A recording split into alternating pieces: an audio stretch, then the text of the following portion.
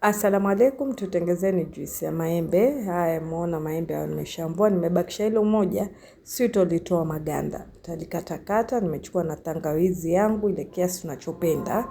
Unatia hapa, unaikatakata, unatia katika blender zote.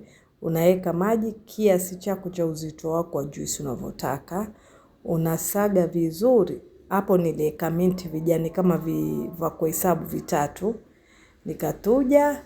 Hii juice huwa nzuri sana ya tangawizi ya maembe. Alafu nikachukua passion moja, nikatoa zile mbegu za ndani, nikatia hapo ndani. Sikusaga, passion nilitia ndio ili ukinywa unasikia ile taste ya passion. Nikaweka sukari kiwango kile na mwenyewe napenda.